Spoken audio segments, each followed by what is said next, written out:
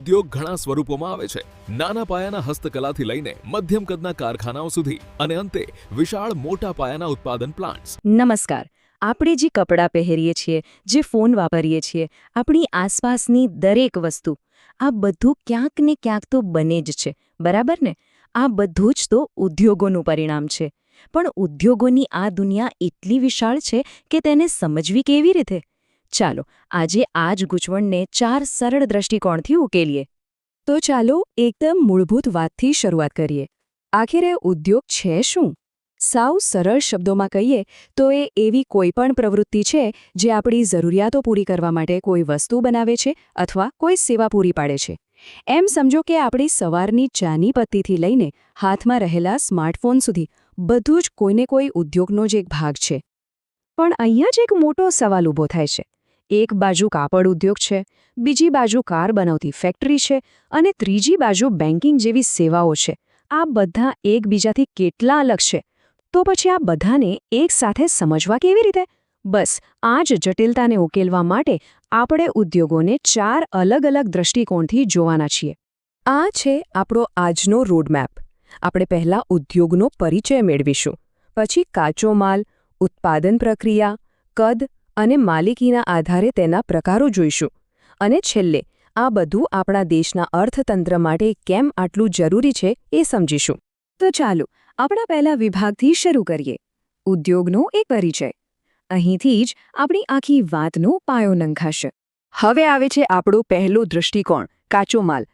કોઈ પણ ઉદ્યોગ હોય એ હવામાંથી તો શરૂ નથી થતો, ખરું ને? એની શરૂઆત હંમેશા કોઈને કોઈ કાચા માલથી થાય છે. તો ચાલો એ જોઈએ કે આ કાચો માલ આવે છે ક્યાંથી અને એના આધારે ઉદ્યોગોને કેવી રીતે વહેંચી શકાય. જુઓ, આ કેટલું રસપ્રદ છે. ઉદ્યોગોને તેમના મૂળ સ્ત્રોત પ્રમાણે કેટલી સરસ રીતે ગોઠવ્યા છે. જેમ કે કૃષિ આધારિત ઉદ્યોગો એટલે કે ખાંડ કે કાપડ એ સીધા ખેતરમાંથી આવે છે. બીજી બાજુ સ્ટીલ કે સિમેન્ટ જેવા ખનિજ આધારિત ઉદ્યોગો છે, જે ખાણોમાંથી નીકળતા ખનિજ પર ચાલે છે. અને એવી જ રીતે જંગલ અને પશુ આધારિત ઉદ્યોગો પણ તેમના કુદરતી સ્ત્રોતો પર જ નિર્ભર છે. સારું, તો કાચો માલ ક્યાંથી આવે છે એ તો આપણે સમજ્યા. પણ હવે આગળ વધીએ આપણા બીજા દૃષ્ટિકોણ તરફ. સવાલ એ છે કે ઉદ્યોગો આ કાચા માલનું કરે છે શું? એટલે કે એમની ઉત્પાદન પ્રક્રિયા કેવી હોય છે? આ એક આખી સાંકળ જેવું છે. સૌથી પહેલાં આવે છે પ્રાથમિક ક્ષેત્ર, જે કુદરતમાંથી સીધો કાચો માલ મેળવે છે, જેમ કે ખેતી કે ખનન. પછી આવે છે દ્વિતીય ક્ષેત્ર, જે એ કાચા માલને ફેક્ટરીમાં લઈ જઈને તૈયાર વસ્તુમાં ફેરવે છે. અને છેલ્લે તૃતીય ક્ષેત્ર, જે આ બંનેને બેન્કિંગ, ટ્રાન્સપોર્ટ જેવી સેવાઓ પૂરી પાડીને મદદ કરે છે. આ એક આખી સફર છે, કાચા માલથી લઈને આપણી પાસે પહોંચતી સેવા સુધીની. ચાલો હવે આપણા ત્રીજા અને ચોથા દૃષ્ટિકોણ પર આવીએ. આ બંને એકબીજા સાથે જોડાયેલા છે. એક છે ઉદ્યોગનું કદ અને બીજું છે એની માલિકી. એટલે કે ઉદ્યોગ નાનો છે કે મોટો અને એને ચલાવે છે કોણ? તો સૌથી પહેલા ચાલો કદની જ વાત કરી લઈએ. અહીંયા કદનો તફાવત એકદમ સ્પષ્ટ દેખાય છે. એક બાજુ નાના પાયાના લઘુ ઉદ્યોગો છે, જે કદાચ કોઈના ઘરમાં જ ચાલતા હોય, જેમાં મૂડી અને માણસો ઓછા હોય. તો બીજી બાજુ કાર બનાવવાના પ્લાન્ટ જેવા મોટા પાયાના ઉદ્યોગો છે, જેમાં હજારો કરોડનું રોકાણ અને હજારો લોકો કામ કરતા હોય છે.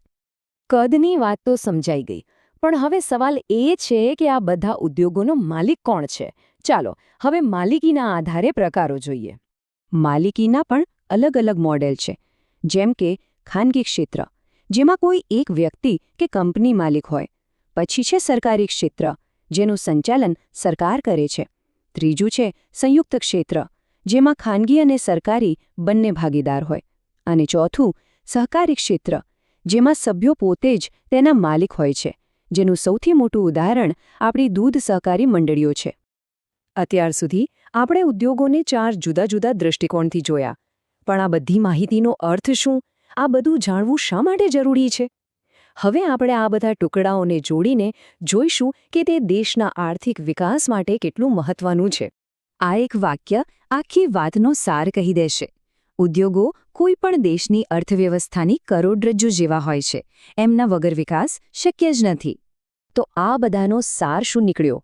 જ્યારે આપણે આ અલગ અલગ પ્રકારના ઉદ્યોગોને સમજીએ છીએ અને તેમને વિકસાવીએ છીએ ત્યારે દેશને 3 મોટા ફાયદા થાય છે. લોકોને વધુ નોકરીઓ મળે છે, દેશમાં વસ્તુઓ અને સેવાઓનું ઉત્પાદન વધે છે અને પરિણામે દરેકની અને દેશની આવક વધે છે.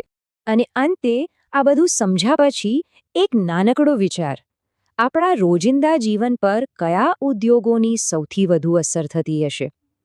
સવારે ઉઠીએ ત્યારથી લઈને રાત્રે સૂઈએ ત્યાં સુધી આપણું જીવન કેટલા બધા ઉદ્યોગો પર નિર્ભર છે?